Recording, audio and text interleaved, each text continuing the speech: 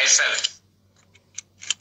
Okay, sir. Okay, please carry on. Meanwhile, I'll let our audience know. People are joining slowly, so yes. I would like to brief them. When you are ready. Wait, am I audible? मैं आपको मेरी आवाज आ रही है? हाँ sir, बिल्कुल बहुत अच्छे से आ रही है, मस्त, एकदम बढ़िया आ रही है। नमस्ते। या अच्छा, अविघ्न थिएटर ग्रुप की सीरीज में अभी तक हमने theatre aspects, different theatre aspects के बारे में चर्चा की है। I suggest you there because it's sharp around 7 o'clock. So if you can just little bit kind of talking to your followers or your friends there. So if we take 2-3 more minutes to start formally, so that more people can get benefit out of it. That's my, because क्या होता है कि लोगों का कई बार, जैसे मेरा भी है, सिस्टम ऑन होना है और कई चीजें हो जाती हैं, क्योंकि आपने जो मर्ज किया है ये बड़ा यूनिक है।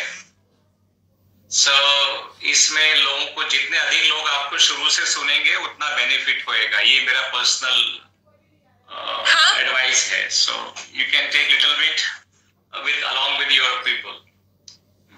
Okay, I agree with you, sir. Thank you.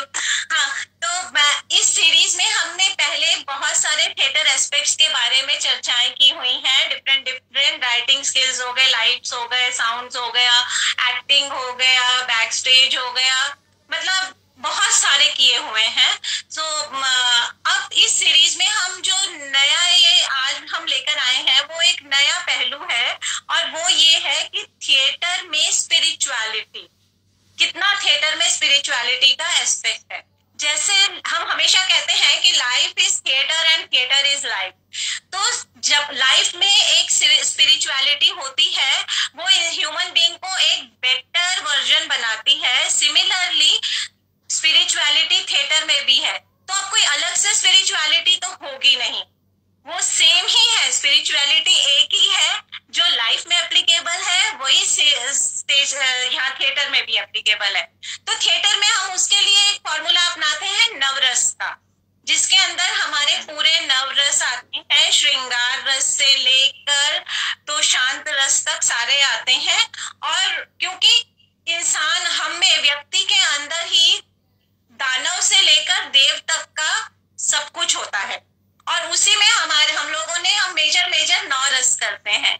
लेकिन आज हमारे साथ क्या है, बेनी किन्हा सर हैं नेक्टर फैक्टर से, and he is spiritual maestro. मैं इनको लाइफ स्किल का मास्टर बोलती हूँ। इनसे मुलाकात मेरी शायद 4 या 5 साल पहले हुई, बट मुझे ऐसा लगता है ऐसा नहीं है, हम बहुत पहले से जानते थे और बहुत कुछ इनसे सीखा है। और मेरे लिए तो ही इज लाइक अ जौहरी, बाकियों के लिए क्या है आई डोंट नो, लेकिन मेरे लिए ये जौहरी है जो फटाफट पिकअप कर लेते हैं कि कौन क्या है। भीड़ में भी, 50-100 की भीड़ में भी इन्हें पता चल जाता है। तो इसकी इनकी अपनी टेक्निक है, तो वो टेक्निक क्या है तो हम जानना चाहेंगे। क्योंकि सर, मैं पहले आपके बारे में थोड़ा इंट्रोडक्शन दे देती हूँ। हमारे जो लोग आ रहे हैं अभी तो बहुत कम आ गए हैं, चलिए फिर मैं अपना बता देती हूँ कि हम आपसे जानना चाहेंगे कि जैसे हमारे थिएटर में क्या होता है, हम कुछ हैं और हमें कुछ और बनना है, ये जर्नी होती है। अब पहले जो हम मानते हैं, हम लोग कहते हैं यू नो योरसेल्फ फर्स्ट। आप अपना प्राइम रस को समझो, आपका क्या प्राइम रस है। किसी का श्रृंगार रस प्राइम होता है, तो किसी का रौद्र रस होता है, तो किसी का वीर रस होता है, किसी का हास्य रस प्राइम होता है। तो हम कहते हैं पहले आप अपना रस समझो, फिर आप कैरेक्टर का रस समझो, तो उसके बाद आप किसी स्किन में एंटर कर सकते हो। हमारा ये प्रोसेस होता है थिएटर का, जो मैं आपको बता रही हूँ। अब क्या होता है कि सिमिलरली लाइफ में भी वही होगा, ऑब्वियस सी बात है, वही है। तो वो चीज हमारा एक प्रोसेस से हम चलते हैं। तो मैं वही चाहती हूँ कि आज आप हमारे थिएटर गोवर्स को, जो थिएटर में लगे हुए हैं, लिटरेचर से रिलेटेड लोग हैं, उन्हें आप प्लीज इस बारे में भी बताइएगा कि वो किस तरीके से आप अपने को पहचानेंगे, फिर किस तरीके से आप दूसरे की स्थिति को समझेंगे, उसके लिए क्या क्या चीजें होती हैं, कौन कौन से रसाज होते हैं, कौन कौन से प्रोसेसेस होते हैं। तो मैं अब आपका एक छोटा सा इंट्रोडक्शन दूंगी, जो कि छोटे में वाइंड अप करना बहुत बहुत बड़ी नाइंसाफी है, लेकिन कुछ कर नहीं सकती मैं। तो इसलिए मैं बेनी सर का इंट्रोडक्शन देते हुए यही कहूंगी कि वो काफी कॉर्पोरेट्स वगैरह में भी लाइफ स्किल के ऊपर ह्यूमन बीइंग्स को बेटर ह्यूमन बीइंग्स बनाने के लिए, अपनी पर्सनल और ऑफिशियल लाइफ को बैलेंस करने के लिए जो स्पिरिचुअलिटी के रास्ते के थ्रू जो ज्ञान देते हैं, वो मतलब उसका बयान करना तो मुश्किल है। अभी आप लोग जो लोग ज्वाइन करते जा रहे हैं हमको, वो they will experience it by the time. तो उसके ऊपर और इन्होंने काफी सारी गवर्नमेंट ऑर्गेनाइजेशंस और एमएनसीज और बहुत सारी ऑर्गेनाइजेशंस के साथ ये जुड़े हुए हैं, और इनका लगभग 30 साल का एक्सपीरियंस है इस फील्ड का। तो सर आपका, यू लुक वेरी यंग। 30 साल का एक्सपीरियंस बोलते ही बंदा एकदम सफेद बाल बाल लगाने लगता है, but Beni sir is very young, very energetic all the time. Wherever he goes, वो जगह बिल्कुल वाइब्रेंट हो जाती है, डिफरेंट एनर्जी फ्लो होने लगती है। इस चीज को आप धीरे धीरे एक्सपीरियंस करते जाएंगे। तो Beni sir, now over to you. अब आप अपने आप थोड़ा बहुत बताइए, ताकि हमारे जितने लोग ज्वाइन होते जा रहे हैं उनको थोड़ा थोड़ा समझ आना शुरू होगा। यस, क्योंकि शुक्रिया। मेरी आवाज आपने को ज्यादा जाता है। Yeah we can hear you sir. Yeah we can hear you. Yes sir. Yuvi ji आपको भी हेलो, और आशु जी पीछे थे, उनको भी नमस्ते, because he is saying namaste to both of us. So Shubhangi, you are wonderful person, no doubt about this, and the energy you have, may God bless you for this, because energy हम सब में होती है, लेकिन वो vibrant किस दिशा में करती है उसका फर्क पड़ता है। तो you being into working in a PSU, but still you have that energy। कला के लिए एनर्जी का एक धारा प्रवाह, सतत धारा प्रवाह जो आपका है, ये बना रहे, ये मेरी अभिलाषा है और शुभकामनाएं आपको है। Thank you very much for this kind initiative. Very honestly, जो मैं थोड़ी देर पहले मैं आपसे कह भी रहा था कि अध्यात्म और जो आपका कला मंच जगत है, इसका कॉम्बिनेशन बहुत कम हुआ है, मेरी निगाह में अभी तक नहीं हुआ है। हाँ, जैसे कुछ कृष्ण की कुछ लीलाएं हैं, या कुछ शिव का तांडव है, या कुछ राम का वनवास का सीन है, ऐसे कुछ सीन को स्टेज पर उतारा गया है। Those kind of things are there। कहीं दुर्गा के सप्तशती रूप को उतारा गया है, या नव दुर्गा को उतारा गया है, वो रूप तो उतारे गए हैं, लेकिन यहाँ हम बात कर रहे हैं कि आध्यात्मिक यात्रा और रंगमंच या कलाकार उसको कैसे एक धागे में पिरोने की कोशिश कर रहा है। ये एक बड़ी सुखद अनुभूति है। अगर मैं आपकी नहीं बोल सकता हूँ जितने की आप बोल लेती हैं। आज का जो टॉपिक आपने लिया है वो नवरस का टॉपिक लिया है, और नवरस जो है ये भाव अवस्था है। ये भाव अवस्था है, या आप इसको इंग्लिश में अगर हम कॉम्प्लिकेटेड शब्दों का इस्तेमाल ना करें तो ये कौन सी अवस्था है? ये आपकी एक फीलिंग की अवस्था है, ये आपके इमोशन की अवस्था है ना। सो हमें पहले ये देखना होगा कि ये उत्पत्ति कहाँ है, इसका क्या ओरिजिन क्या है। तो सबसे पहले हमें ये चीज अंडरस्टैंड करना होगा, जब हम अद्वैत थे, अद्वैत माने जब हम में प्रकृति, उससे पहले परमात्मा, प्रकृति, आत्मा और शरीर, ये जब सब मिलाकर एक था, एक रूप था, अद्वैत था, नॉन ड्यूअल अवस्था में था, तब तक इन चीजों की अभिव्यक्ति नहीं थी, तब तक इन चीजों का न वजूद में ये चीजें थी, अगर होंगी तो भी सुसुप्त अवस्था में थी। They were into sleeping mode along with the परम शक्ति और परम अवस्था या परम सत्ता की हम बात करते हैं। तो हम कैसे लेके चलते हैं? मानव है, आत्मा है, प्रकृति है और परम सत्ता है या परमात्मा है, उस रूप में लेके चलते हैं। तो जब तक हम अद्वैत थे, इन सब में कहीं डिवीजन नहीं था, तब तक इन अभिव्यक्ति की आवश्यकता भी नहीं थी, और ये चीजें अभिव्यक्त नहीं थी, अव्यक्त अवस्था में थी। अगर हिंदी में एक शब्द का इस्तेमाल करेंगे, they were not into the display, kind of thing। तो लेकिन द्वैत जो है, डुअलिटी कहां से स्टार्ट होती है? जैसे ही मैं स्टार्ट होता है, जैसे ही मैं, आपके जीवन में अष्ट मायाएं आपने सुनी होगी, तो उसमें जो पहली माया है, जो पहला इल्यूजन है, जो पहला डेल्यूजन है फ्रॉम दी परम सत्ता, जो आपको द्वैत करता है, जो आपको डिस्कनेक्ट करता है, जो आपको ड्यूल करता है, जो आपको भ्रष्ट करता है, उस पद से अलग करता है, वो सबसे पहली अवस्था है मैं, मेरा, मुझे, तू, तेरा, तुझे, वह, उसे। ये अष्ट माया है, एक्चुअल में अंडरस्टैंड करें तो अष्ट माया का जो पहली शुरुआत है वो मैं की जैसे ही शुरुआत होती है। मैं का मतलब है आपकी भाव अवस्था की शुरुआत का होना। तो अब फिर आपके अंदर भाव की अवस्थाएं क्या क्या आती हैं, आप महसूस करेंगे। आपके अंदर प्रेम है, करुणा है, श्रृंगार है, वात्सल्य है, वासना है, विभस्त है, भय है, क्रोध है, कुंठा है आप में। लेकिन आपकी अगर आप धारा में चलेंगे, थोड़े शब्दों का फर्क हो सकता है, एम आई राइट?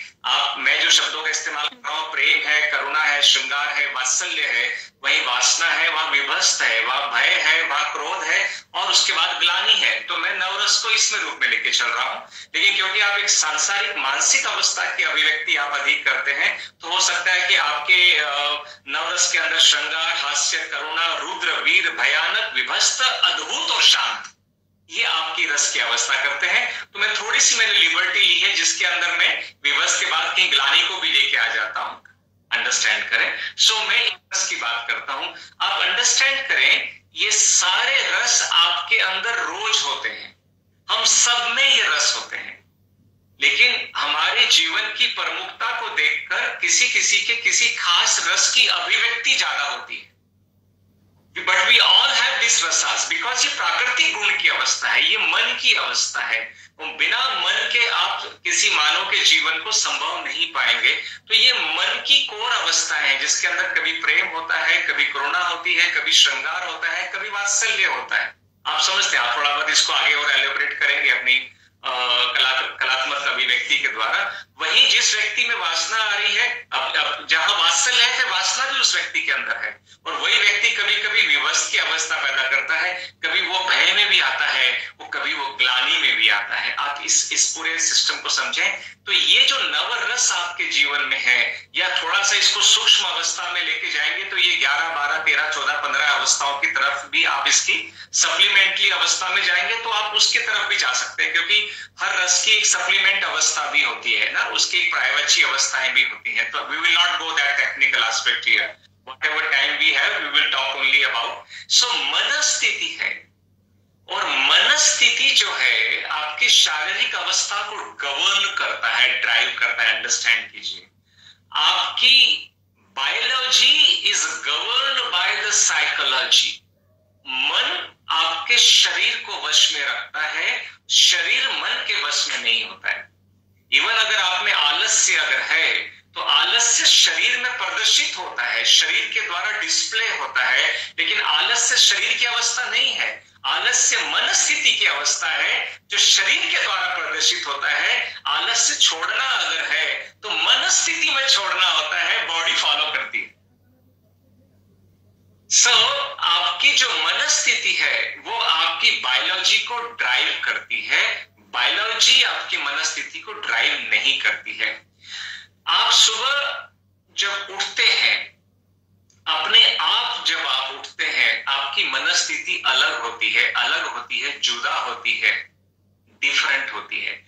जब आपको सुबह उठना पड़ता है, मनस्थिति अलग होती है, जुदा होती है, भिन्न होती है, डिफरेंट होती है। और जब कोई आपको उठाता है, तो मनस्थिति अलग होती है, जुदा होती है, भिन्न होती है, डिफरेंट होती है। एक क्रिया हो रही है नींद से जागना, लेकिन स्वतः जागना एक अलग मनस्थिति को लेके आता है। एक आपको नहीं जगना था और आपको जगना पड़ रहा है, वो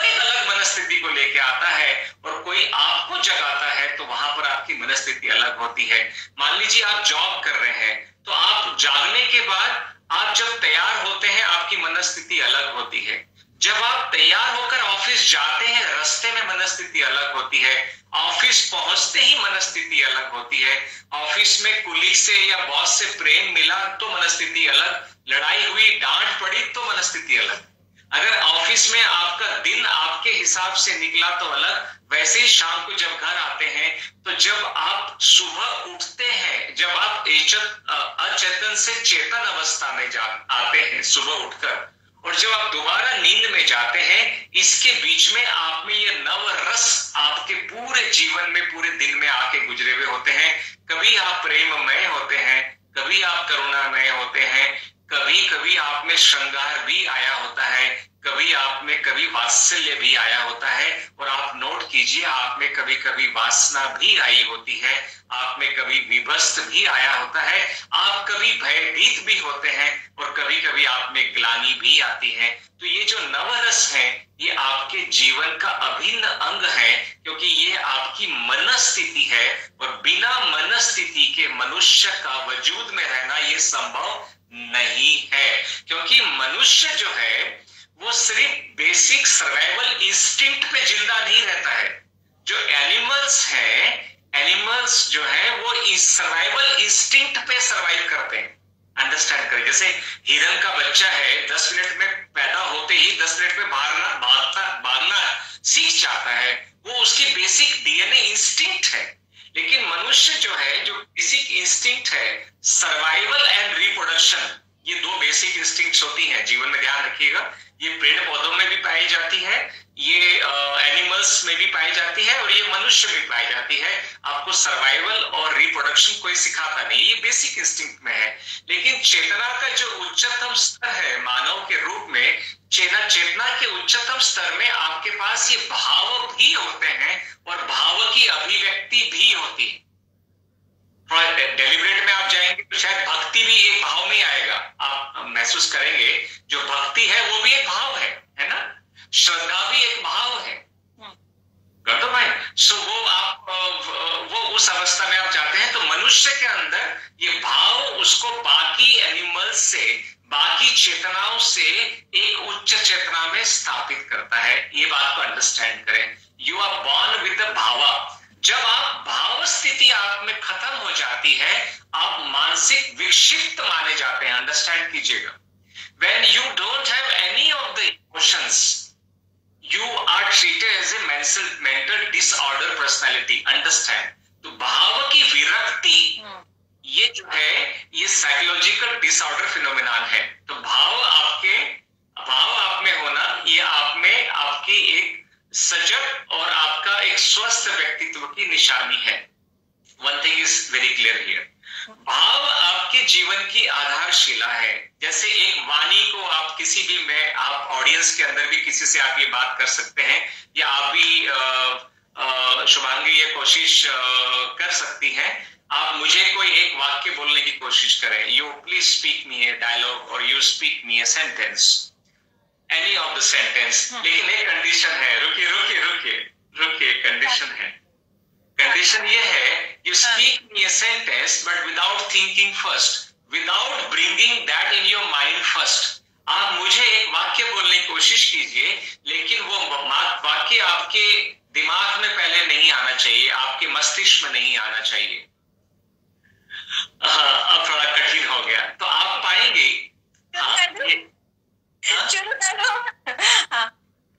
सुहासिनी, तुम इतना कैसे बोल लेती हो? थोड़ा शांत क्यों नहीं बैठती हो? हाँ, अब आप देखिए, आपने एक ही हिंदी भाषा का इस्तेमाल किया। हिंदी भाषा का ज्ञान आपके मस्तिष्क में पहले से विद्यमान था। आपने किसी घटना, किसी अवस्था को अभी आश्चर्य वाले शब्दों का इस्तेमाल किया।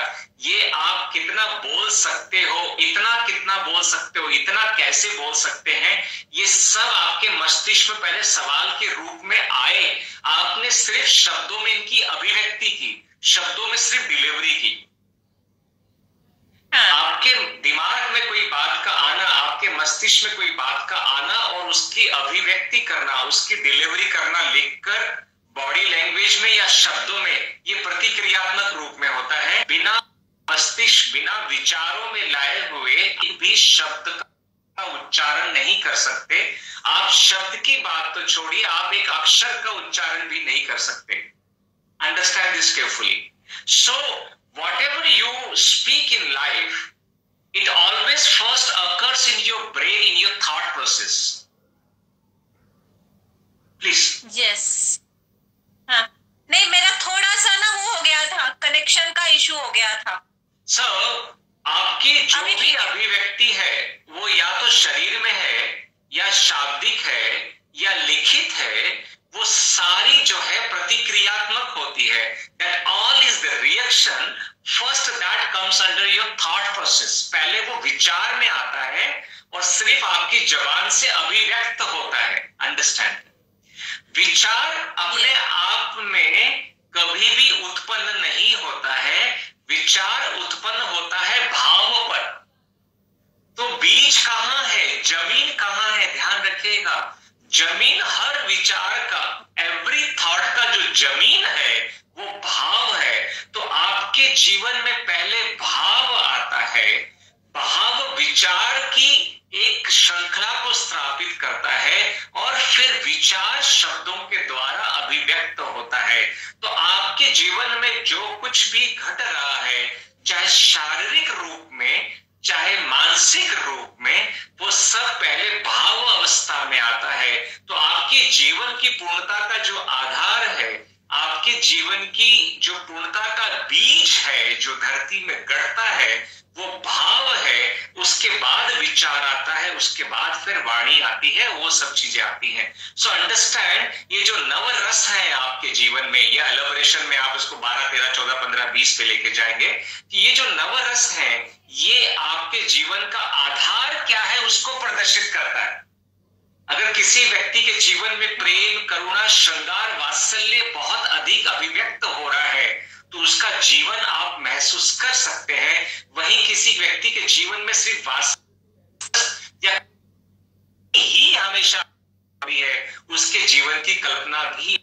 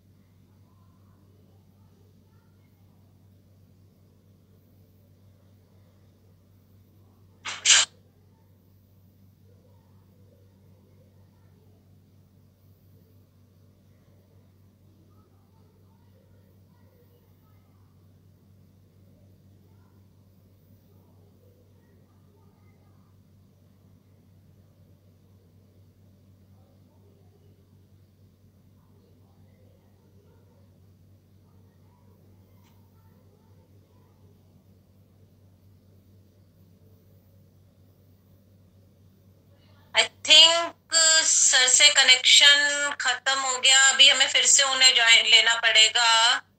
वेट, प्लीज वेट कीजिए।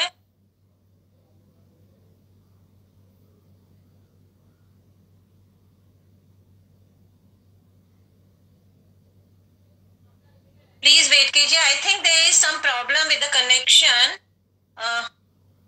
आई will have to invite him again.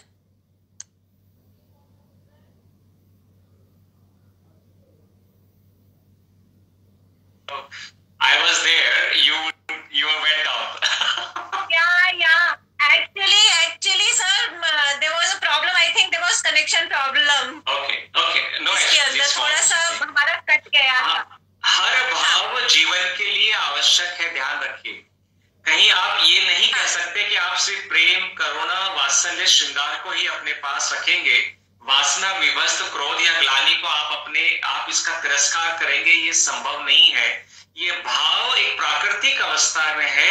तो जितना प्रेम, करुणा, श्रृंगार, वात्सल्य आवश्यक है जीवन में, उतना ही वासना भी आवश्यक है, उतना ही विभस भी आवश्यक है, उतना भय भी आवश्यक है, और यकीन मानिए क्रोध भी आवश्यक है। इसमें मीठा मीठा गप गप और कड़वा कड़वा थू थू वाला नियम लागू नहीं करता है। तो मैं आपको थोड़ा बताता हूँ कैसे वासना। अब आप अंडरस्टैंड करें, एक ordinary person can never feel कि वासना कैसे जीवन में आवश्यक हो सकती है। जो व्यक्ति ये सोच रहा है कि वासना जीवन के लिए आवश्यक नहीं है, वो व्यक्ति वजूद में वासना की वजह से ही आया है।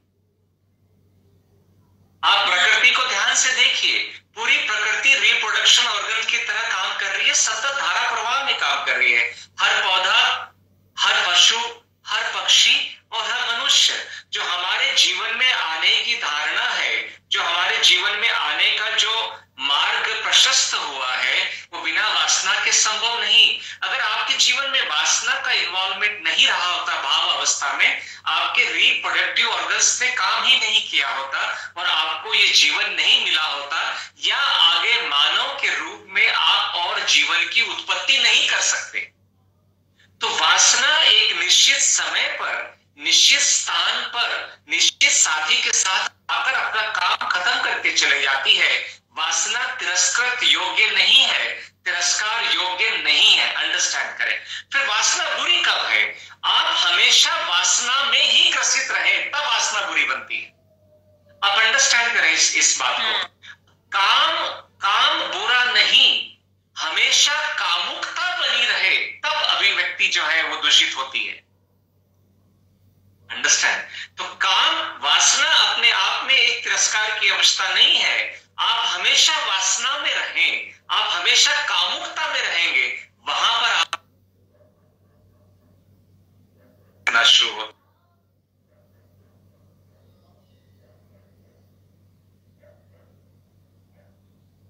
आप अंडरस्टैंड करें इस बात को। मान लीजिए फिर उनका शायद कनेक्शन फिर कहीं डिस्कनेक्ट हो जाता है, आ जाती है। You are able to hear me again? Okay. अब क्रोध, देख रहे हैं आपको। यस, क्रोध है। अब आप समझिए, उदाहरण के रूप में आप अपने परिवार के साथ एक सड़क पर जा रहे हैं, आपके साथ आपकी वाइफ है और आपकी बेटी है।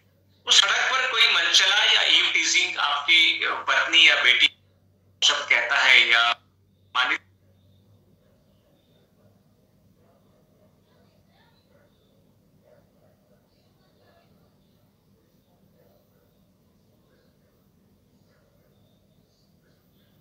के आपके सामने आए, तो क्रोध उस समय वरदान है, अभिशाप नहीं है। तो आत्मरक्षा के लिए, जीव रक्षा के लिए, सम्मान के लिए अगर आप में क्रोध आता है और क्रोध का इस्तेमाल आपने उस समय किया और बाद में क्रोध का आपसे जीवन से चला गया, तो क्रोध एक वरदान है। जैसे कि जरूरत पड़ने पर एक सैनिक अपनी तलवार को म्यान से बाहर निकालता है, उसका इस्तेमाल करता है और वापस तलवार को म्यान में डाल देता है, वैसे ही क्रोध का इस्तेमाल एक विवेकी व्यक्ति जो होता है, जिसमें अपना विवेक है, वो व्यक्ति उसका समय, स्थान, अवस्था, व्यवस्था, परिस्थिति में क्रोध का इस्तेमाल करता है और क्रोध को फिर वापस छोड़ देता है। तो क्रोध भी अपने आप में बुरा नहीं, लेकिन आप हमेशा क्रोध में ही बने रहें, वहां पर यह अभिशाप बनता है। आप महसूस कर रही हैं? तो कोई भी रस अपने आप बुरा नहीं। ग्लानि, जैसे ग्लानि हम साइकोलॉजी के अंदर बात करते हैं, आप में ज्यादा ग्लानि है तो आपको वो बीमार करने वाली है। लेकिन उदाहरण के रूप में आपने एक छोटे से बच्चे को आपने थप्पड़ मारा, वो छोटे से बच्चे को थप्पड़ मारा और उसकी गाल पे निशान आ गया है, उसकी गाल पे आपकी उंगलियां छप गई है। उस समय आपको एक ग्लानि आती है कि मैंने इतने छोटे से बच्चे को मारा कैसे, और भविष्य में कभी दोबारा आप किसी को इतना हर्ट नहीं करेंगे, तो वो ग्लानि भी अच्छी थी। लेकिन आप हमेशा पास्ट की घटना की वजह से, पास्ट की एक्टिविटी की वजह से या पास्ट के किसी काम के वजह से वर्तमान में अगर आप हमेशा ही ग्लानि में रहें, आप हमेशा सतत ही ग्लानि में रहेंगे, तब वो ग्लानि आपके लिए अभिशाप बनेगी। तो उदाहरण मैंने आपको जो बताया अभी ये है, वो ये है कि आप इन रसों के साथ पैदा होते हैं। जैसे ही आप अभी जैसे ही आप डाइल्यूट हुए हैं, जैसे ही आप द्वैत हुए हैं अद्वैत से, जैसे ही आप डुइल हुए हैं अनडुइल से, वैसे ही आपका मैं पैदा हुआ है। मैं आपकी मनस्थिति का पहला वजूद है और वो आपको कभी प्रेम में ले जाता है, कभी करुणा में ले जाता है, कभी श्रृंगार में ले जाता है, कभी वात्सल्य में ले जाता है, कभी विभस्त में लेके आता है, कभी वासना में लेके आता है, कभी क्रोध में लेके आता है और कभी ग्लानि में लेके आता है। ये आपके जीवन का आधार है। आप किन भावों में अधिक रहते हैं इसका महत्व है। तो योगी आध्यात्मिक जो चरित्र है, कलाकार है, जो बाय हार्ट जो कलाकार है, आप उनको प्रेम की तरफ, श्रृंगार की तरफ, वात्सल्य की तरफ, करुणा की तरफ अधिक पाएंगे। और जो बहुत ही ज्यादा भौतिक की तरफ घुस गया है, जिसको ये बैलेंस करना नहीं आया है कि हाउ टू बैलेंस, जहां स्वयं विवेक का इस्तेमाल नहीं होता है, वहां जीवन में आप वासना अधिक पाते हैं, विभस अधिक पाते हैं, क्रोध अधिक पाते हैं, ग्लानि अधिक पाते हैं या कुंठा अधिक पाते हैं, या जीवन में एक भयभीत अवस्था पाते हैं। तो भाव अपने आप में बुरा नहीं है। भाव का अतिवाद, भाव का समय, स्थान, अवस्था, व्यवस्था और परिस्थिति की तरफ ज्ञान न हो पाना, वो आपको कष्टकारी होता है। एक भाव अपने आप में आपको कोई कष्ट नहीं देता है, क्योंकि आपके जीवन में ये नव रस आपके जीवन का श्रृंगार है और यही आपके व्यक्तित्व को पूर्णता देते हैं, यही आपके व्यक्ति को जीवन का आधार देते हैं। ये मेरा यहाँ जो आध्यात्मिक अभिव्यक्ति वो मेरी यहाँ पर आपके साथ ये थी। तो आप बीच में कुछ भी अगर आप पूछना चाहें तो आप बिल्कुल इसमें आप पूछ भी सकते हैं, और कोई और भी कुछ पूछना चाहें तो वो। हाँ, मैं इनको भी अपने सुनने वालों से भी कहूंगी कि उनके कोई इससे रिलेटेड सवाल है तो प्लीज कमेंट बॉक्स में लिखिए। मीनवाइल मैं ये जानना चाहूंगी कि जैसे कोई बंदा, कोई इंसान हमसे ये कहता है, मैं थिएटर के कॉन्टेक्स्ट में भी कह रही हूँ और लाइफ के कॉन्टेक्स्ट में भी कहूंगी कि कई बार होता है कि लोग कहते हैं सुहासिनी हम ऐसे नहीं है, ये मेरा स्टाइल नहीं है, ये मेरा नेचर नहीं है किसी भी चीज को लेकर। तो मेरा जो अपना है कि कोई अगर ये बोल देता है कि मैं ऐसा नहीं हूं, ये मेरा स्टाइल नहीं है, ये मेरा नेचर नहीं है, या मैं ऐसा हूं, तो क्या वो सचमुच अपना मेन रस जानता है? देखिए, क्या वो ये सचमुच जानता है कि वो खुद कैसा है? और अगर वो सचमुच जानता है तब तो पता नहीं मैं कि भाई हाँ भाई बहुत ही योगी है या कुछ है, लेकिन मुझे ऐसा लगता है, जो मुझे लगता है, मैं ये कहती हूँ कि मैं कैसा हूं ये मुझे नहीं मालूम है। मैं कैसा हूं, मैं एक पानी की तरह हूं। हर जगह जाकर जो अपना, हर आकार में जाकर, हर सेटअप में जाकर जो अपना नेचर बदल लेता है, अपना रूप बदल लेता है। मैं कैसी हूं? सुहासिनी एज अ डॉटर एक अलग है character, Suhasini as a wife एक अलग कैरेक्टर है, सुहासिनी एज अ मदर एक अलग कैरेक्टर है, सुहासिनी टू बेनी किन्हा एज अ फ्रेंड या एज अ क्या बोलेंगे वेल विशर एक अलग कैरेक्टर है। उसी तरीके से जब हम थिएटर में कर रहे होते हैं तो हम अलग अलग रोल कर रहे हैं, तो हम उस वक्त अलग अलग हैं। तो ये कहना कितना उचित है, और इसको एक्सेप्ट करके और इस मिसकंसेप्शन में अपने आप को बांध लेना एक हानिकारक चीज है, क्योंकि आपके अंदर के दूसरे रसों को आप दबा रहे हैं। ये मेरा मानना है एज पर थिएटर। अब इस पर आप अपना बताइए। जब तक मैं अपने को नहीं जानूंगी मैं दूसरे को जान ही कैसे सकती हूँ? यस, अब आप बताइए। ये अध्यात्म का सबसे गहन प्रश्नों में से एक प्रश्न है ये, क्योंकि जैसे ही मनस्थिति बदलती है, भाव स्थिति बदलती है, अवस्था व्यवस्था बदलती है, परिस्थिति बदलती है, स्वयं की परिभाषाएं भी बदल जाती है। जैसे अभी आपने कहा कि आप अलग अलग रोल में आप अलग अलग होती हैं। जो आप पत्नी के रूप में अपने पति के साथ हैं, वो बेटे के साथ आप वो नहीं होती हैं। जो बेटे के साथ हैं वो अपनी माँ के साथ नहीं है, या अपने पिता के साथ नहीं है, या अपने कुलीग के साथ आप जो हैं वो अपने बॉस के साथ नहीं है, जो बॉस के साथ हैं वो आप रास्ते में नहीं है, XYZ। सो क्या होता है, जैसे जैसे हमारे रोल बदलते जाते हैं, हमारी स्वयं के लिए अपनी अपनी परिभाषाएं बदलती जाती हैं। लेकिन ये सारी परिभाषाएं जो है ये मानसिक अवस्था की परिभाषाएं। ये सारी परिभाषाएं शारीरिक अवस्था की परिभाषाएं है ना। कोई व्यक्ति ये कह सकता है कि मैं ऐसा नहीं हूं, लेकिन मैं अभी मुझे ऐसा बनना पड़ रहा है। चलो उसको एहसास तो हुआ कि जो वो कर रहा है वो एक्चुअल में वो नहीं है, इतनी शुरुआत ही काफी सही। लेकिन सेम व्यक्ति एक समय जब प्रेम में होता है वो अपने आप को डिफरेंट परिभाषित करता है, जब वही व्यक्ति वासना में होता है डिफरेंट परिभाषित करता है, और वही व्यक्ति जब क्रोध में होता है तो डिफरेंट परिभाषित करता है। तो ये वो अगर ये कहता है मैं ऐसा नहीं हूं तो वो ठीक कह रहा है, क्योंकि वो जिस मनस्थिति में जैसा है वो वैसा ही अपने आप को बताएगा। आप अंडरस्टैंड करें। और नंबर 2, हम अपनी परिभाषाएं कहां बदलते हैं? जिस भी अवस्था, व्यवस्था, परिस्थिति या व्यक्ति या वस्तु, समय में जहां हमें भय होता है या जहां हमें कहीं कोई लालच होता है, हमारी परिभाषाएं बदल जाती हैं। कभी भी नोट कीजिए, यस, है ना। जब भी हमें कोई फियर होएगा या जब भी हमें कोई ग्रीड होएगी, हमारी परिभाषा हम उसके हिसाब से बदल लेते हैं, है ना। लेकिन मैं कैसा हूं, ये सेकंड आता है। पहला आता है मैं कौन हूं। मैं कौन हूं का अगर जवाब जिस किसी को, व्यक्ति को मिल गया, वो महर्षि रमन हो गया, वो साई हो गया, वो परमहंस हो गया, वो बुद्ध हो गया, वो महावीर हो गया। आप अंडरस्टैंड करें, है ना। लेकिन मानसिक रूप में कोई ये व्यक्ति अपने शब्दों में अभिव्यक्ति कर सकता है कि मैं ऐसा नहीं, मैं ऐसा हूं, मैं ऐसा नहीं, ऐसा हूं। वो व्यक्ति अपनी पर्सनैलिटी को डिस्क्राइब कर रहा है, ना कि पर्सन को। ये दो अलग चीजें हैं। व्यक्तित्व अलग चीज है और व्यक्ति अलग चीज है। तो जब आप पत्नी है, मां है, पुत्री है, आप व्यक्तित्व है ये, but who is the mother, who is the daughter, who is the colleague, is that person. The day Suhasini is the name of personality. Suhasini is the name is given to this personality. She would have been Anita, she would have been Yogita, she would have been Beni, she would have been Ramesh, she would have been any name. Understand, even your name is a part of your personality. The person is not having that name even. Who is having that name is that person. Understand करें। तो वो व्यक्ति जो ये आपसे claim कर रहा है कि मैं ऐसा नहीं हूं, मैं तो कुछ और हूं, वो अपने पर्सनैलिटी को डिस्क्राइब कर रहा है।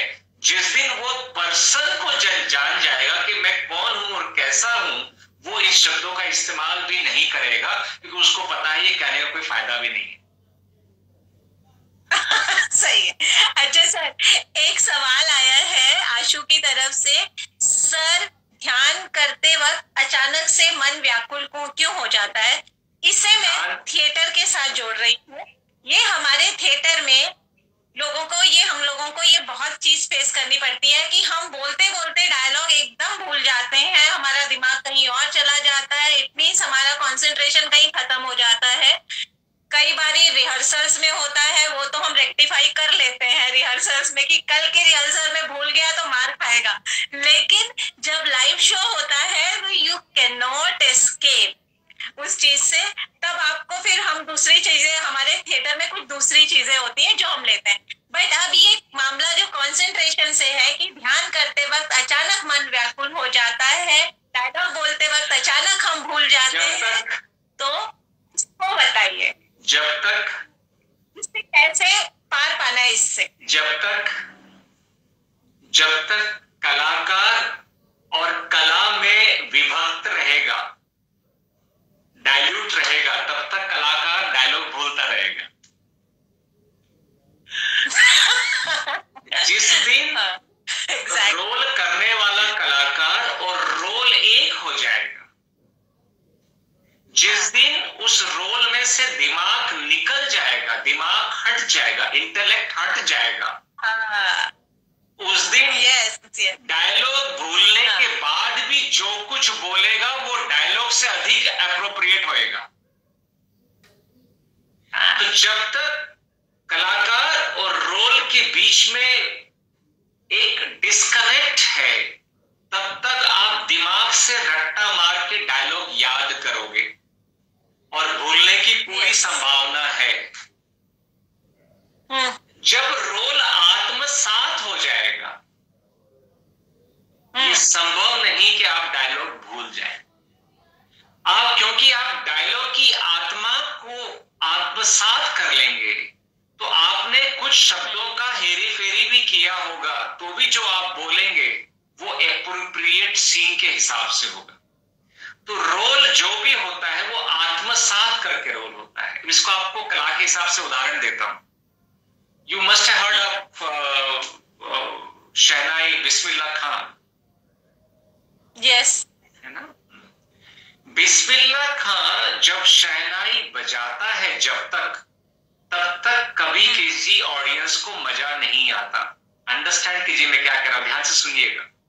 जब तक बिस्मिल्लाह खान शहनाई बजाता है तब तक ऑडियंस का सर नहीं हिलता है, आंख बंद नहीं होती है, अंदर एक नागिन नहीं नाचती है। जब शहनाई बजाते बजाते बिस्मिल्लाह खुद शहनाई बन जाता है, और जब आप शहनाई और बिस्मिल्लाह के बीच में डिफरेंस नहीं कर पाते हैं तब ऑडियंस के अंदर की नागिन बाहर आती है, तब आंख बंद होती है, तब सर हिलना शुरू होता है। ये जो महान कलाकार, वो महान कलाकार इसलिए है क्योंकि उनका वाद्य, उनका जो कला और उनके बीच में गैप नहीं रहता है। जाकिर हुसैन तबला बन जाता है और तबला जाकिर हुसैन बन जाता है। हरि प्रसाद चौरसिया बांसुरी बन जाता है और बांसुरी हरि प्रसाद बन जाती है।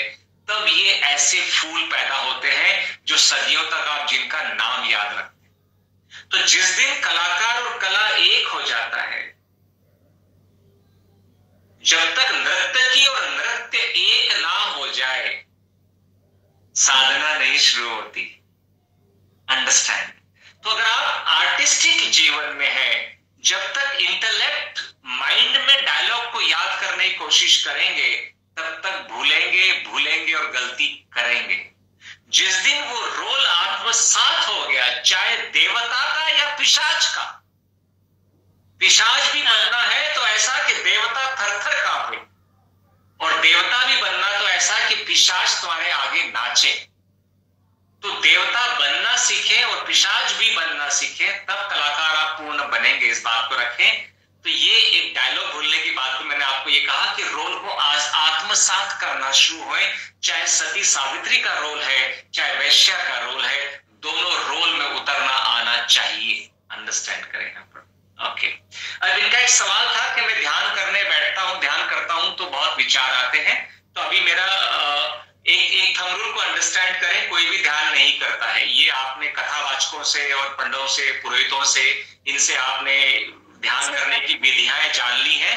वो ध्यान की अवस्था नहीं है, वो मेडिटेशन की अवस्था नहीं है, वो कंसंट्रेशन की अवस्था है। तो may be he is very young to understand that gap between the dhyan and the dharana avastha. तो ये बहुत लंबा वृत्तांत हो जाएगा। मैं सिर्फ उसमें इतना कहना चाहूंगा, अभी फेसबुक पे, मेरे फेसबुक पे अभी इस पे मेरा करीब 1.5 घंटे का एक वर्कशॉप था, ध्यान क्या है उस अवस्था पे। तो you can give him the link of my Facebook, he can just go into that and may be tomorrow और डे आफ्टर मेरे यूट्यूब चैनल भी है, नेक्टर फैक्टर ब्लिसफुल लाइफ। तो उस पे ध्यान और धारणा वाली अवस्था का पूरा वृत्तांत उसमें मेंशन है कि ध्यान एक्चुअल में है क्या। ध्यान किया नहीं जाता, हो जाता है। याद है, प्यार किया नहीं जाता, हो जाता है। तो हो जाने की अवस्था एक ध्यान अवस्था है ना। सो उसका जवाब बहुत लंबा हो जाएगा। एक किसी दोस्त ने पूछा है कि इसे निजी जीवन में कैसे उतारे, किससे उतारे की बात चल रही है मुझे मालूम नहीं, लेकिन कुछ बात तो हो रही है शायद यहाँ पर। अद्भुत आंखों में प्रेम के तुम्हारे मैंने वो पत्ते भी देख रहा हूँ, वाह मजा आ गया। So got the answer, Shubhangi. You had a couple of questions, so I answered you that. अच्छा, अब ये है कि आप एक कैरेक्टर में तो आ गए, लेकिन कभी कभी क्या होता है आपके ऊपर उस चीज का बहुत असर होता है, जो डे टू डे लाइफ में भी आप देखते हैं। जैसे टीचर है कोई, तो वो जैसे स्कूल में बच्चों को ट्रीट करती हैं, वो उसको अपने घर भी स्कूल लेकर चली आती हैं। वैसे ही हमारे कलाकार कभी कोई इंटेंस रोल कर लेते हैं तो वो उस रोल को अपने साथ ले जाते हैं। मतलब आप नीचे उतर गए, विंग में चले गए, स्टेज से नीचे उतर गए, घर चले गए, फिर भी कई दिनों तक उनके दिमाग पर वही असर होता है। They can not come out of that role. और वो जैसे मतलब रियल लाइफ में भी है, अब teacher is always a teacher, boss is always a boss, घर में भी बॉस, मतलब बाहर ऑफिस में भी बॉस, घर में भी बॉस, घर में भी लोग डांट टपट करते हैं, वैसे ही घर में भी wife is always a wife. नहीं, हम तो यहाँ वाइफ है बस, और कहीं नहीं बन सकते, ये सीन है। नहीं तो वो उसी तरीके से, तो उस चीज को एक चीज में उतरना है, एक कैरेक्टर को में खुद उतरना है, या उस कैरेक्टर को अपने अंदर लेना है, आत्मसात करना है, एकाकीकार हो जाना है। उसके बाद उससे अलग होके Suhasini as an actress playing a role of a particular character, और फिर Suhasini after coming out of that character, जब पर्दा गिर जाता है तो सुहासिनी को सुहासिनी ही बनना है। तो उसे घर लेकर नहीं जाना, जो कैरेक्टर उसने प्ले किया है, घर जाएगी तो सिर्फ सुहासिनी।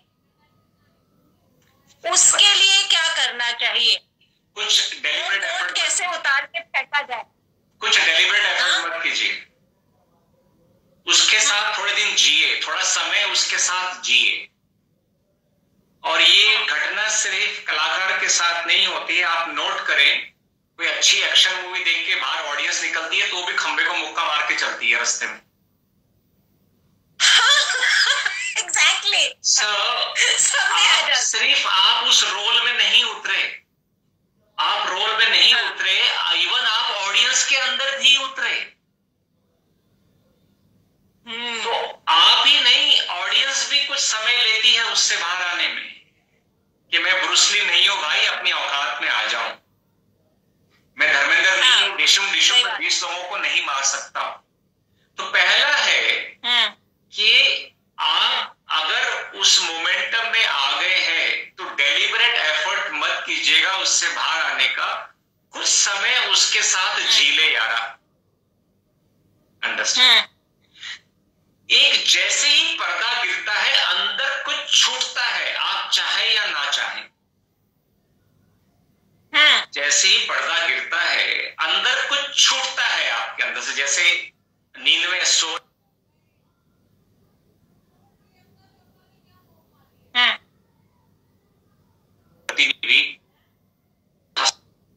भूल गया था मैंने ये बोल, कुछ आपके अंदर एक वो रिएक्शन आता है। तीसरी बात, अगर आप कुछ समय उस माहौल में जीना चाहते हैं, मैं कहता हूं जी लीजिए, नथिंग रॉन्ग इन दैट। समाज जैसे आपका पति है, या आपका बच्चा है, या आपका बॉस है, या आपका ऑटो वाला है, या आपका बस वाला है, या आपका मेट्रो वाला है, या आपका पान वाला है, या आपकी वाइफ है, या आपका नेबर है, वो आपको अपने आप वापस ले आएंगे। They will bring you back. Okay. निकल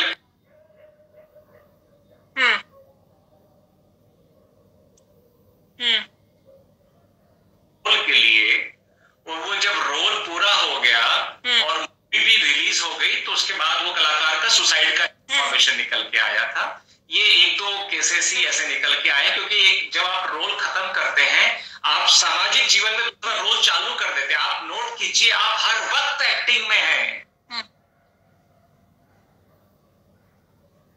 आप हर वक्त कुछ न कुछ रोल निभा रहे हैं, ध्यान दीजिएगा। इवन हस्बैंड के सामने you are not fully what you want, you are having that role in front of your own son to whom you have conceived. Even in front of that boy you are playing a role. Yes. In front of your junior you are playing a role, and in front of senior you are playing a role. एक unknown आपको रास्ते में red light पे दिखता है, again you play a role for a 3 second or 5 second, again you play a role. एक neighbour, एक bagger आपके पास में आता है, you play a role. उसको कैसी आंखें दिखाते हो, कैसे रौद्र रूप दिखाते हो उसको, या कभी कैसे करुणा रूप दिखाते हो उसको, रोल तो वहां भी प्ले कर रहे हो। तो घबराइएगा मत, रोल में उतर जाइएगा, रोल से बाहर आपको अपने आप दुनिया निकाल देगी, चिंता मत कीजिएगा। जितना हो सके रोल में डूबे रहिएगा। ओके अच्छा सर, ये एक पूछा है एक ने, पलाश ने, how to remove the difference between the role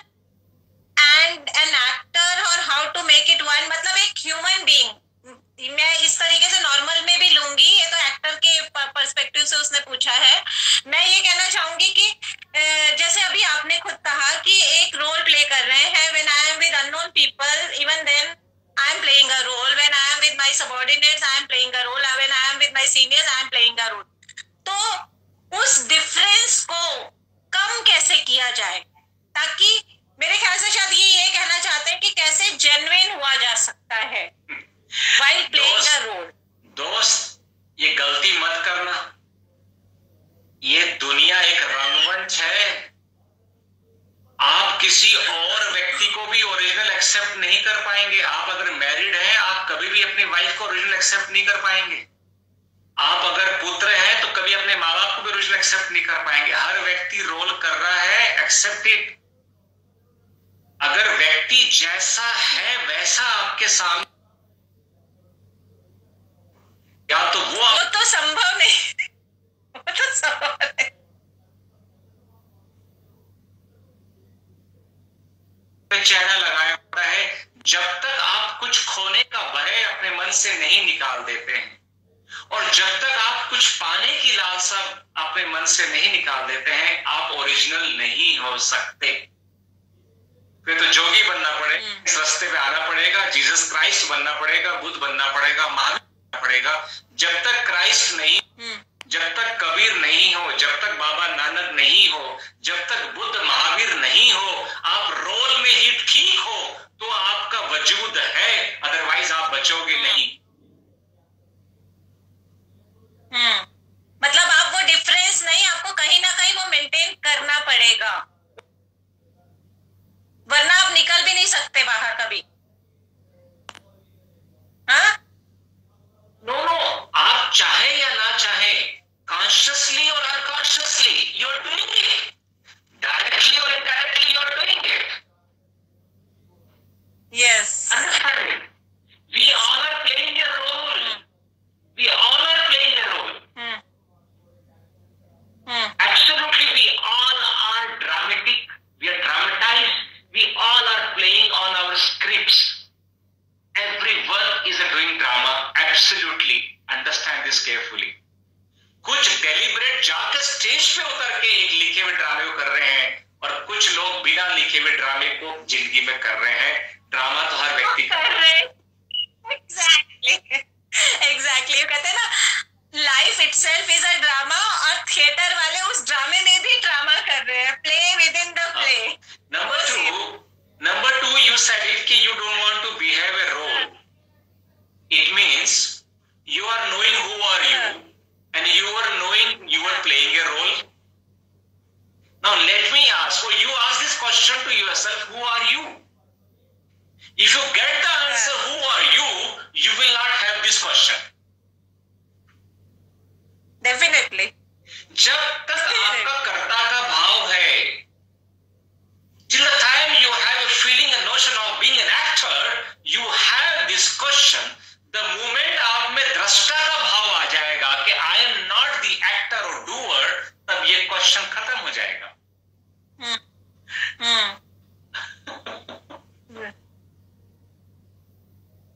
अब एक सवाल और पूछा है रोहित ने, how do I know that I am growing spiritually? मतलब इसका हम थिएटर से ये लगा ले कि अभी आवाज कट, अब आ रही है, अब आ रही है, आ रही है ना मेरी आवाज? ओके, ठीक है। रोहित ने पूछा है, how do I know that I am growing spiritually? Means मेरे लिए ये सवाल ऐसा है कि how do I know that I am growing as an actor, और आपके लिए ये लाइफ स्किल के हिसाब से है, तो आप अब इसके बारे में बताइए कि आप ग्रो कर रहे हैं। जब मैं कुछ आवाज आ रही है? कुछ समझा हूं, अगले प्रोग्राम में आप यहाँ मत बैठिएगा, ये नेटवर्क का बहुत इशू आपके यहाँ। सर मेरे यहाँ तो ठीक है। जब आप में प्रेम, करुणा, क्रिएटिविटी, संगीत और मौन, इन चीजों में मजा आना शुरू हो जाए, तो समझ लीजिएगा आप उस रास्ते पे चल रहे हैं। जिस दिन आप एकांत अकेलेपन में फर्क करना सीख जाएंगे, अकेले होकर जीवन का मजा लेना शुरू कर देंगे, उस दिन आप उस रास्ते पे आ गए।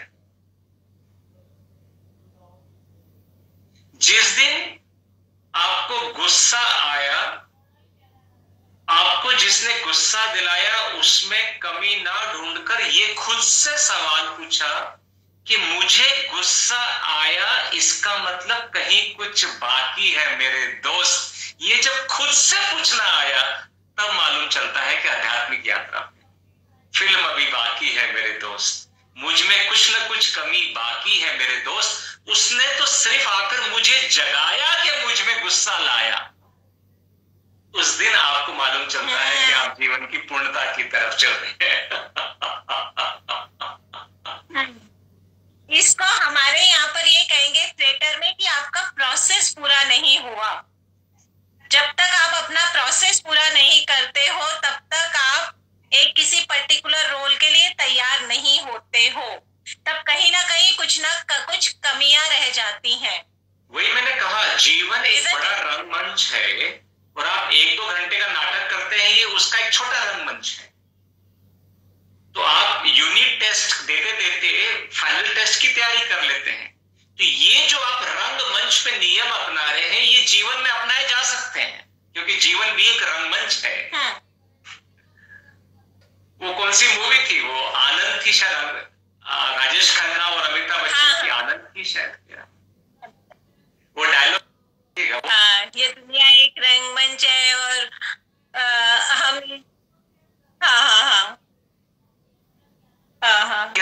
वही है ना, कुछ हम जैसे सनकी लोग होते हैं उस रंगमंच पे भी रहते हैं।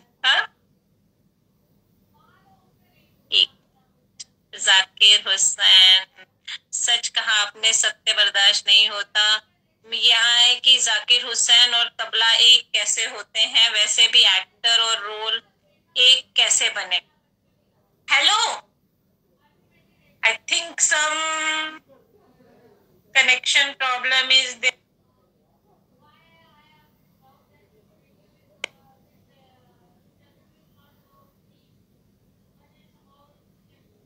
Oh, I have to again invite him.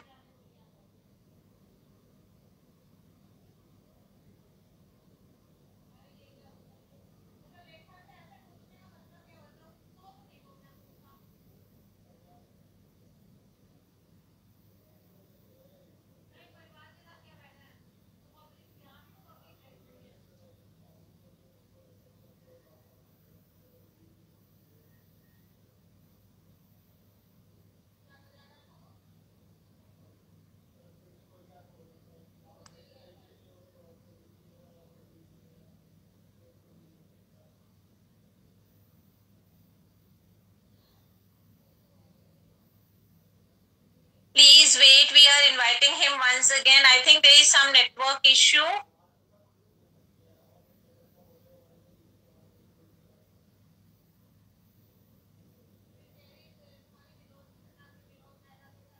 Oh, 19 seconds are left.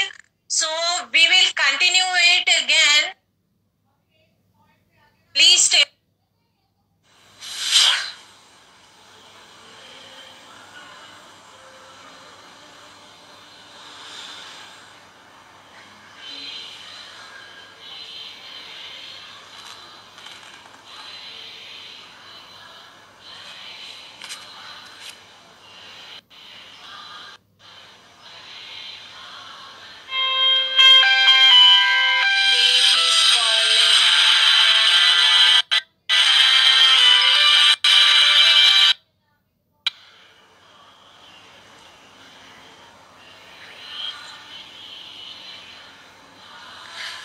Wait guys, we are again inviting him. Wait guys, we are again inviting him. I think there is connection issue. Negative factor, yes. Joined, yes, joined. Please let me take him online. Negative factor.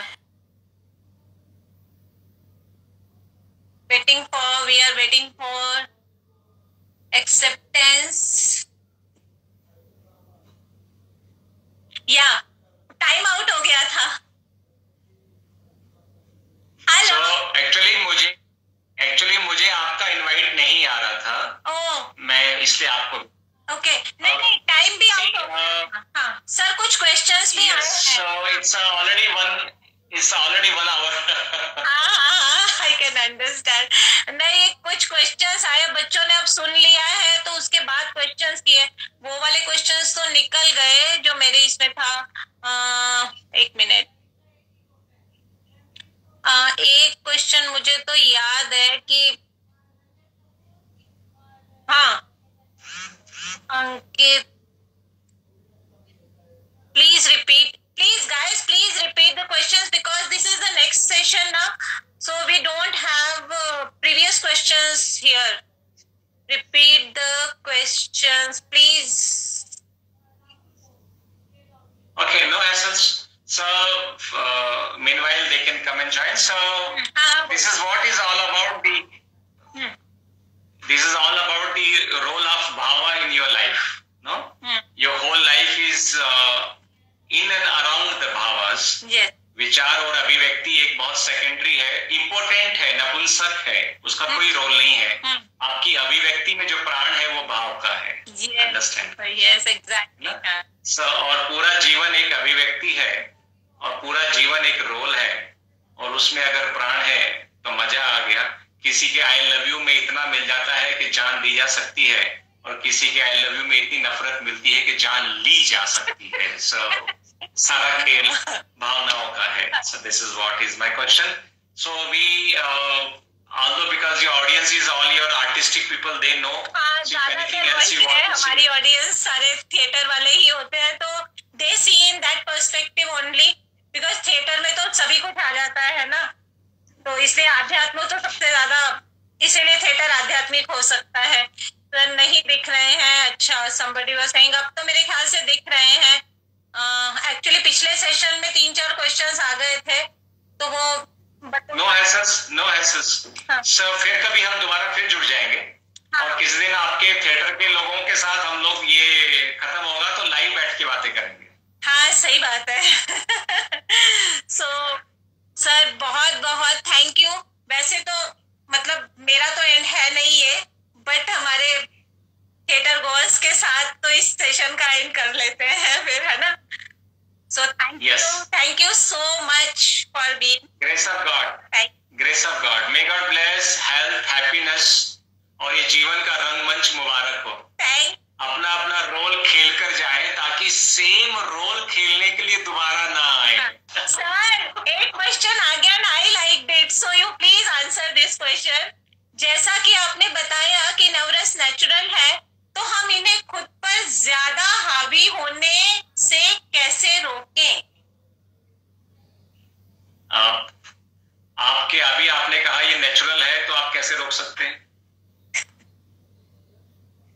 आने दीजिए, enjoy कीजिए. प्रेम आ रहा है तो प्रेम की पूरी अभिव्यक्ति हो जाए, और गुस्सा आ रहा है तो गुस्से की अभिव्यक्ति हो जाए. जो आ रहा है आने दीजिए. जिस भी रस की आप में आ रही है, जो भी आप में रस आ रहा है, उसकी पूर्ण अभिव्यक्ति करना सीखें. जब तक हम अपने भाव की पूर्ण अभिव्यक्ति नहीं करते हैं, वो भाव बार बार आप में आते हैं. मैं आपको सिर्फ एक उदाहरण देता हूं because of its again discussion. गुस्सा जैसे है, अगर आपने गुस्से की पूरी अभिव्यक्ति ऑनेस्टली कर दी, आप शायद जीवन में 1 या 2 बार से ज्यादा गुस्सा नहीं कर सकते. ये आपको इतना खाली करता है. हम गुस्से का भी ड्रामा करते हैं, हम उस लाइन पे गुस्सा करते हैं जिसके आगे नुकसान ना हो. हम इतने बढ़िया हैं, हम इतने चालबाज होते हैं. अगर जिस दिन आपने गुस्सा वाकई में पूरा कर लिया, यकीन मानिए 3-4 दिन तक आप बिस्तर से नहीं उठ सकते, इतनी आपकी एनर्जी क्षीण हो जाती है. तो अभिव्यक्ति पूरा करना सीखें. ये बार बार नहीं आएंगे.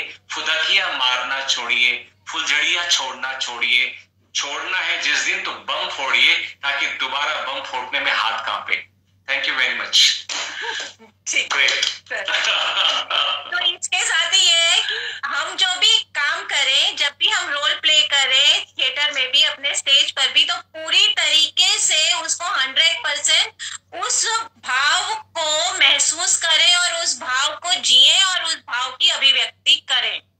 तभी वो सक्सेसफुल हो पाएगा, तभी वो कन्विंसिंग हो पाएगा, और तभी दर्शक उससे खुद को जोड़ पाएगा और बाद में जाके खंबे पे लात मारेगा जैसे आपने मारी। नहीं? आप अंडरस्टैंड करें, आपको अपने में उतरना है, उसका जो बाई प्रोडक्ट है उसका रिएक्शन दर्शक में उतरता है। आपको दर्शक में नहीं उतरना है, आपको खुद में इतना उतरना है कि उसका रिएक्शन आपको दर्शक में दिखता है। अगर आप दर्शक में उतरने की कोशिश करेंगे, आप स्प्लिट हो जाएंगे, आप टूट जाएंगे, आप थक जाएंगे। आप खुद में उतरे कि नहीं उतरे, ये मुख्य बात है। दर्शक में नहीं उतरना है।